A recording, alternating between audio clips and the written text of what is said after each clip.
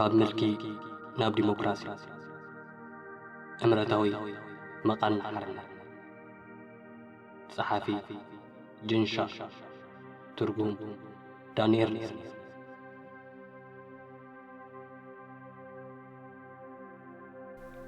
ምዕራፍ 2 ሓደጋታት ዝርርብ ወይ ዘተ ከምታ ኣብ ዝሓለፈ ምዕራፍ ስራናዮ ገለ ሰባት ንምልኪ ኣብ ምቅጣም ፈተናታት ምጽንክሮም ልኡም ተንበርካኽነት ከሰንፎም ይኽእል ገለውን ተስፋ ካብ ምቑራጽ ዝተላዕለ ምስ ዕሉል ምልካዊ ስርዓት ብዕርቂ ብሕድገት ዝርርብን ገለ ኣወንታዊ ውጽኢት ክርከብ ዝኽእል ኮይኑ ይስምዖም ካልእ ኣማራጺ ኣብ ዘይብሉ ኩነታትን ብደጊ ክረአ እንከሎን እዚ ሓሳብ እዚ ቅቡል ክመስል ይኽእል እዩ ኣንጻር ባርባራውያን መልእኽቲ ዝግበር ዕቱብ ቃልሲ ዘሕጉስ ነገር ኣይኮነን ስለምንታይ ግን ናብ ከምኡ ዝበለ መንገዲ ምኻድ ኣድለየ ቅቡል ብዝኾነ መንገዲ ተዘራሪብካ ብዘተ ዘገምታዊ ውድቀት ምልኪ ክረጋገጽ ኣይክእልን ድዩ ዴሞክራሲያውያን ብሓባራዊ ሰብኣዊ መረዳእታታት ንመልእኽቲ ከምኡኖም ቀስ በቐስ ድማ ስልጣን ከም ዘረክቡን ዴሞክራሲ ከም ዝተኽሉን ክገብርዎም ኣይክእሉን ድዮም ሓቂ ኩሉ ግዜ ምስ ሓደ ወገን ጥራይ ኣይኮነትን ዝብል ሞገት ኣሎ ምናልባት እውን መልእኽቲ ኣብ ፈታኒ ኩነታት ቅንዕና ብዝደረኾ ተበግሶ ይሰርሑ ምህላዎም ዴሞክራሲያውያን ኣይተረድኡሎም ዶ ይኾኑ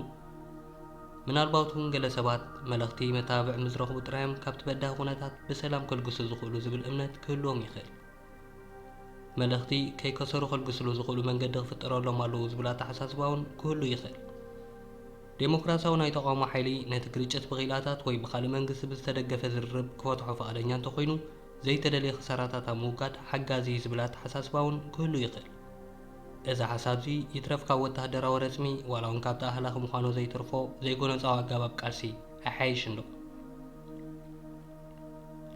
ብልጫታትን ሕፅረታትን ዝርርብ ንገለ ዓይነት ግርጭታት ኣብ ምፍታሕ ሓጋዚ መሳርሒ ስለ ዝኾነ ኣድላይ ኮይኑ ኣብ ዝርከበሉ ክንፀገ የብሉን ኣብ ገለ ኩነታት እቲ ዘካትዕ ዘሎ ነጥብታት መሰረታዊ ምዘይኮኑ እሞ ዝርርብ ንገለ ዓይነት ግርጭታት ኣብ ምፍታሕ ሓጋዚ መሳርሒ ስለ ዝኾነ ኣድላይ ኮይኑ ኣብ ዝርከበሉ ክንፀገ የብሉን ኣብ ገለ ኩነታት እቲ ዘካትዕ ዘሎ ነጥብታት መሰረታዊ ምዘይከውን እሞ ድማ ሕድገታት ምግባር ቅቡል ኮይኑ ምዝርከብ ነቲ ዘሎ ግርጭታት ምፍታሕ ዝርርብ ኣገዳሲ ክኸውን ይኽእል ንኣብነት ንወሳኺ ደሞዝ ብዝምልከት ዝግበር ኣድማ ሰራሕተኛታት ዝርርብ ከድመዓሉ ዝኽእል ዝበለፀ ኣብነት እዩ ብውረድ ደይብ እቶም ክልተ ወገናት ኣብ ሓደ ክልቲኦም ሰማምዑሉ መጠን ክበፅሑ ይኽእሉ ቀጻልነት ናይ ሓደ ጨካን ምልካዊ ስርዓት ወይ ምርጋፅ ፖለቲካዊ ሓርነት ግን ካብዚ ኣብ ላዕሊ ዝተጠቕሰ ኣብነት ኣዝዩ ዝተፈለየ እዩ እቲ ዘከራኽር ነጥብታት ከም ሃይማኖታዊ መትከላት ሰብኣዊ ሓርነት ወይ ንመጻኢ ሓደ ሙሉእ ሕብረተሰብ ዝምልከት መሰረታዊ ዝኸውን ብዝርርብ ንኹሉ ዘዕግብ መፍትሒ ክርከብ ኣይከኣለን ኣብ ገለ መሰረታዊ ጉዳያት ሕድገት ዝበሃል ክግበር ኣይግባእን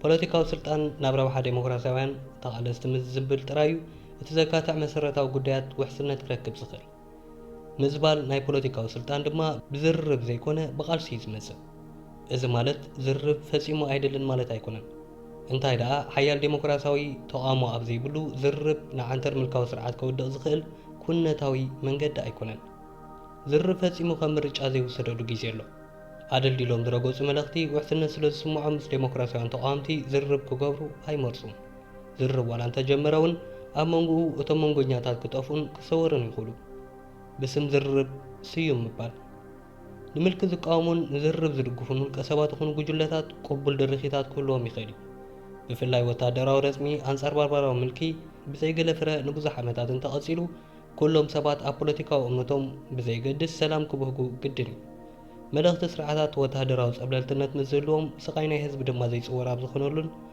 ዝርርብ ከም ነጥቢ ክለዓል ይኽእል ዴሞክራሲያዊ ተቃውሞ ንገለ ዕላማታቱ ንምድሓን ጎነፅን ግብረ መልሲ ጎነፅን ዘወግደሉ ካልእ መንገድታት ሓሰብ ንምባልን ኣብ ከቢድ ፈተነ ይኣቱ ማለት እዩ ብምልካዊ ስርዓት ዝቐርብ ብመንገዲ ዝርርብ ሰላም ዝመልእኽቱ ዕድመ ብዙሕ ግዜ ቅንዕና ዘለዎ ኣይኮነን ጎነፅ መልእኽቲ በዓላቶም ኣብ ልዕሊ ህዝቦም ዝኣወጅዎ ኩናት ዶ ምስ ኣበልዎ ከቋርፅ ዝኽእል ጉዳይ ብዘይ ዝኾነ ዋጋ ዕዳጋ ብናይ ባዕሎም ተበግሶ ሰብኣዊ ክብርን መሰልን ናብ ንቡር ክምለሱ እስራት ፖለቲካ ክለቁ መግረፍትን ወታደራዊ ስርሒታትን ከቋርፁ ካብ መንግስታዊ ስልጣን ተኣልዮም ንህዝቢ ይቕረታ ክሓቱ ይኽእሉ እዮም እቲ ምልኪ ሓያል ምዝኸውን ግን ካብ ብርቱዕ ተቃውሞ ምስ ገጥሞ ብምስምስ ሰላም ዝርርብ ንግበር ኢሎም መልእኽትን ተቃወምቲ ኢዶም ከም ዝህቡ ክገብሮም ይኽእሉ እቲ ንዝርርብ ዘቕርብ ፃውዒት ዘእምን ክመስል ዝኽእል ኮይኑ ኣብቲ ናይ ዝርርብ ቦታ ግን ሓደገኛ ድብያ ከጋጥም ይኽእል እዩ بخالو وجن تقامو أزي حيال أبز خنولون ملكاو سرعة دما بحق أبسق ألون جيسي ملغتي نهابتو من جزاتو من كعقبو خبلو أبز الرب كاتو يخلو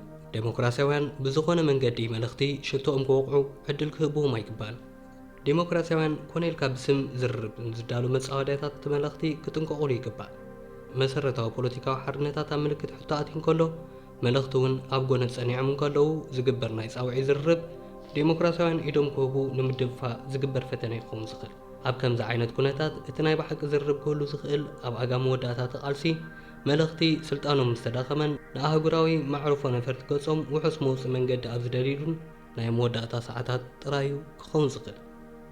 ሓይልን ፍትሕን ኣብ ዝርርብ እዚ ብዛዕባ ዝርርብ ቀሪቡ ዘሎ ርእይቶ ትርር ዝብል እንተመሲሉ ብዛዕባ ዝርርብ ክህሉ ዝኽእል ተስፋዊ ረኣያታት ልዝብ ክብል ይግባእ። ዝርርብ ብኸመይ ከም ዝሰርሕ ንምፍላጥ ንጹር ኣተሓሳስባ የድሊ። ዝርርብ ማለት እቶም ክልተ ወገናት ብሓደ ኮፍ ኢሎም ግርጭት ንዘበገሰ ፍልልያቶም ብማዕረ ተዘራሪቦም ይፈትሖ ማለት ኣይኮነን። ክልተ ክዝከር ዝግብኦ ነገራት ኣሎ። ብቐዳምነት ኣብ ዝርርብ ንትሕዝቶ ዝስምዕ ዝርርብ ዝውስን ተዛማዲ ፍትሓውነት ናይቶም ተገራጨውቲ ሓሳባትን ዕላማታትን ኣይኮነን። ካልኣይ ትሕዝቶ ዝስምዕ ዝርርብ ብብቕዓትን ሓይልን ናይ ክልቲኦም ወገናት ዝውሰን ጉዳይ። ኣብ ግምት ካእቱ ዝግብኦ ብዙሕ በዳሂ ሕቶታት ኣሎ። ሓደ ወገን ነቲ ኣብ ጠረጴዛ ዝተሰማዓሉ ውዕል እንተዘየማልኡ እቲ ሓደ ወገን ዕላማታቱ ክዕውት እንታይ ክገብር ኣለዎ? ሓደ ወገን ድሕሪ ዝስምዕ ቃሉ ብምዕጻፍ ንዕላማታቱ ብዝጥዕሞ መንገዲ ከተግብር ምዝህቅን እቲ ሓደ ወገን እንታይ ይገብር? ብዛዕባ ሕመቕን ጽባቐን ናይቶም ዘከራኸሩ ነጥብታት ብዝግበር ገምጋም ዝርርብ ስምዕ ክርከቦ ይክእልን። ብዛዕባኦም ብዙሕ ክበሃል ዝኽእል እኳ እንተኾነ ካብ ዝርርብ ሓቀኛ ውፅኢት ክርከብ ዝኽእል ፍጹምን ተዛማድን ኩነታት ሓይሊ ናይቶም ተኸራኸርቲ ወገናት ብገምጋሚ ዝተሓተ ጠለባቶም ንኸይጉሰ ዴሞክራሲያውያን ተኽገብሩ ይግባእ። መልእኽቲ ኸ ኣብ ስልጣን ንምጽናሕን ንዴሞክራሲያውያን ንምዝሃምን እንታይ ክገብሩ ኣለዎም? ብኻልእ ኣዘራርባ ስምዕ ክርከብ እንተኾይኑ ነፍሲ ወከፍ ወገን ናይ ክልቲኡ ወገን ሓይሊ ናይ ምምዛን ግምት ምስ ዝህልዎን ክፉት ቃልሲ ብኸመይ ክዛዘም ይኽእል ኢሉ ምስ ገመተን ጥራይ ነፍሲ ወከፍ ወገን ኣብ ስምዕ ንምብጻሕ እንታይ ሕድገታት ይገብር ከም ዘሎ ምፍላጡን ኣገዳሲ እዩ። ኣብ ዕዉት ዝርርብ ሕድገታት ምጽባብ ናይ ፍልልያት ኣሎ። ነፍሲ ወከፍ ወገን ካብቲ ዝደለዮ ገለ ነገር ይረክብ፣ ካብ ዕላማታቱ ድማ ገለ ክፋል ይሓድግ። ሕሉፋት ምልካውያን ስርዓታት ኣብ ዘጋጥመሉ ግዜ ዴሞክራሲያውያን ሓይልታት እንታይ ዓይነት ሕድገታት ክገብሩ ይኽእሉ? ካብ ዕላማታት ናይቶም ምልካውያን ስርዓታት ከ ንየና ይቕበሉ? እቲ ምልኪ ሰልፍልዩ ወታደራዊ ጃንዳ ብዘየገድስ ኣብቲ ዝትከል መንግስቲ ብቋም ዝተለለየ ተራኽብልዎ ዴሞክራሲያውያን ተቋምቲ የፍቅዱሉ ዶ? ከምኡ እንተገይሮም ከ ዴሞክራሲ ኣበይ ኣሎ? ዝቃደውኻ መልእኽቲ ንዕብለላ ዝድርኾም ዝተፈላለዩ ረቑሒታት ኣለዉ። ንሳቶም ድማ ከም ስልጣን፣ ቦታ፣ ሃብቲ፣ ንሕብረተሰብ ቅርፂ ምትሓዝን ካልእን የጠቓልሉ። መልእኽቲ ናይ ምቁፅጻር ቦታኦም ተገዲፎም ካብዚኣቶም ሓደ እኳ ኣይህልዎምን። ኣብ ዝርርብ እንተኣተው እውን ንዕላማታቶም ክዕቅቡ እዮም ዝደልዩ። ኣብ ዝኾነ ዝርርብ ብመልእኽቲ ብዛዕባ ዝወሃብ መብፅዓ ሓደ ነገር ክዝንጋዕ የብሉን። ንዴሞክራሲያውያን ተቋምቲ ንምምብርካኽ ክብሉ መልእኽቲ ዝኾነ ዓይነት መብፅዓ ክኣትዉ ከም ዝኽእሉ ምግንዛብ ኣገዳሲ እዩ። ከምዚ ዓይነት መብፅዓ ድማ ከይሓነኹ ብኡ ንብኡ ይጠልሞ። ተቋምቲ ካብ ጨቆንቲ ምሕረት ክንረክብ ኢና ብዝብል ተስፋ ተቃውሞ ክቋርፁ እንተደኣ ተሰሚዖም ዘይወፅእ ጣዕሳ ክኾኖም ይኽእል እዩ። ምቁራፅ ተቃውሞ ንጭቆና ይንክዮ ማለት ኣይኮነን።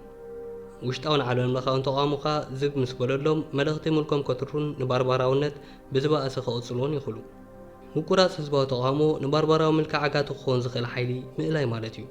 እዚ እንተተገይሩ ድማ መልእኽቲ ንዝደለይዎ ሰብ ካህድኑ ይኽእሉ። ክሪሽናላል ሽሪዳራኒ ከም ዝበሎ መልእኽቲ ነቲ ክንፃወሮ ዘይንኽእል ነገራት ጥራዮም ኣደራዕ ዘውርዱና። ዘከራኽር ጉዳያት መሰረታዊ ምዝኸውን ለውጢ ንምምፃእ ዝርርብ ዘይኮነ ተቃውሞ ይስድል።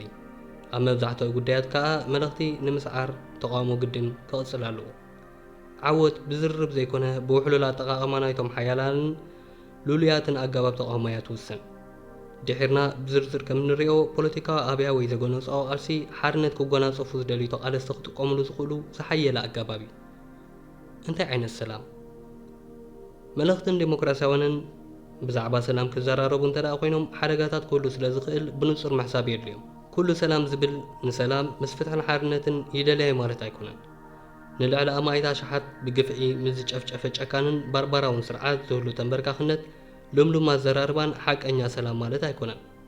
ሂትለር ብዙሕ ግዜ ንሰላም ይጽዋዕ ነይሩ፣ ብኣባሃህልኡ ግን ንድሌታቱ ምንብርካኽ ማለት እዩ። ናይ መልእኽቲ ሰላም ካብቲ ኣብ መቓብር ወይ ማእሰርቲ ክህሉ ዝኽእል ሰላም ዝሓይሽ ኣይኮነን። ካልእ ሓደጋታት እውን ኣሎ። ዘይኩንዓት መንጎኛታት ንዝርርብን ዕላማታቱን ክጥምዝዎ ይኽእሉ እዮም። ብተወሳኺ መልእኽቲ ብሰንኪ ባርባራውነት ምግሃዝ ሰብኣዊ መሰላትን ምብሓት ማሕበራት መንግስትን ብውሽጥን ብደገን ሲኢኖሞ ዝነበሩ ተቐባልነት ብመንገዲ ተሳታፍነት ናይ መንጎኛታትን ተቋምትን ኣቢሎም ዳግም ክረኽቡ ይኽእሉ። ምልካውያን ስርዓታት ኣብ ስልጣን ንኽቕፅሉ ተቐባልነት ወይ ሕጋዊ ተቐባልነት ኣዝዩ ኣገዳሲ ብምዃኑ ብዘይብኡ ክቕፅሉ ይኽእሉን። ሰላም ተባሂሉ ዝግበር ነገራት እምበኣር ተቐባልነት ክፈጥረሎም ኣይግባእን። ስለምንታይ እንትስፎ? ኣቐዲሙ ከም ዝተገልጸ መራሕቲ ተቃውሞ ኣብ ቃልሲ ተስፋ ምስ ቆረፁ ናብ ዝርርብ ክኣትዉ ይግደዱ ይኾኑ። ከምዚ ዓይነት ስምዒት ግን ክቕየር ይኽእል እዩ። ምልካውያን ስርዓታት ነበርቲ ኣይኮኑን። ኣብ ምልክት ዝነብሩ ሰባት ብድኹማቶም ክነብሩ ይግባእን። መልእኽቲ ድማ ንዘይተወሰነ እዋን ዓንቲሮም ክቕፅሉ ክጉደፉ የብሎምን። ቀደም ዘመን ኣሪስቶተል ከም ዝበሎ ገበትን መልእኽቲ ስርዓታትን ካብ ዝኾነ ካልእ ዓይነት ስርዓታት ዕድሚኦም ሓፂር እዩ። ኣብ ዝኾነ ቦታ ምልካዊ ስርዓታት ነዊሕ ኣይሰሩን። ዘመናውያን መልእኽቲ እውን ድኹማት እዮም። ድኽመታቶም ኣጋዲድካ ካብ ስልጣን ምእላዮም ይከኣል እዩ። ኣብ ምዕራፍ 4 ነቶም ድኽመታት ብዝርዝር ክንገልጾም ኢና። ኣብ ናይ ቀረባ እዋን ታሪክ ድኽመት መልእኽቲ ጎሊሑ እዩ ተራእዩ። ብተዛማዲ መልእኽቲ ቀልጢፎም እዮም ዝውድኡ። ኣብ ፖላንድ ዝነበረ ምልኪ ንኽወድቕ 10 ዓመታት ካብ 1980 ክሳብ 1990 ወሲዱሉ። ኣብ ምብራቕ ጀርመን ቸኮስሎቫኪያ ኣብ ውሽጢ ሰሙናት ኣብ 1989 ተጋሂዱ። ኣብ ኤልሳልቫዶርን ጓቲማላን ዝነበሩ ባርባራዊ ወተሃደራዊ ስርዓታት ኣብ 1944 ክወድቁ እንከለዉ ብገምጋም ናይ ሰሙናት ግዜ ጥራይ ወሲዱሎም። ኣብ ኢራን ዝነበረ ናይ ሻህ ወተሃደራዊ ምልኪ ኣብ ውሽጢ ሒደት ኣዋርሕ ዓንዩ። ኣብ 1986 ናይ ፊሊፒንስ ምልካዊ ስርዓት ማርኮስ ኣብ ሰሙናት ወዲቑ። ተቃውምቲ ብርኡይ እንዳሓየሉ ምስ ከዱ ኣሜሪካ ንፕረዚደንት ማርኮስ ብቁልጡፍ ከም ዝወፅእ ገይራ። ኣብ ናሓሰ 1991 ኣብ ሕብረት ሶቪየት ብኣኽረቲ ዝተወጠነ ፈተና ዕልዋ መንግስቲ ብናይ መዓልታት ፖለቲካዊ ኣብያ ፈሺሉ። ብድሕሪኡ ኩለንተን ተዓብሊለን ዝነበራ ግዝኣታት ኣብ መዓልታት ሰሙናትን ኣዋርሕን ናጽነተን ደጊመን ኣረጋጊዘን። ጎኖፃዊ ቃልሲ ስሉጥ ዘይጎኖፃዊ ድማ ድንጉይ ዝብል ነዊሕ ዝጸንሐ መረዳእታ ጉጉይ እዩ። መምስ ኩነታቱ ሕብረተሰብን ተዛሚዱ ክረአ እንከሎ ንውሕ ዝበለ ግዜ ዘድልየሉ እዋናት ዝህሉ እኳ እንተኾነ ብዘይጎኖፃዊ ኣገባብ ቃልሲ እውን ቁልጡፍ ለውጢ ክመጽእ ይኽእል እዩ። ንኣዕናዊ ኩናትን ዓብላልነትን ዝርርብ እንኳ ኣማራፂ ኣይኮነን። ኣብ ላዕሊ ዝተጠቕሰ ኣብነታት ከምኡውን ኣብ ምዕራፍ 1 ዘቐረበ መብርሂታት ከም ዝሕብሮ ሰላምን ሓርነትን ኣጣሚሮም ዝደለዩ ካልእ ኣማራጺታት ኣሎ።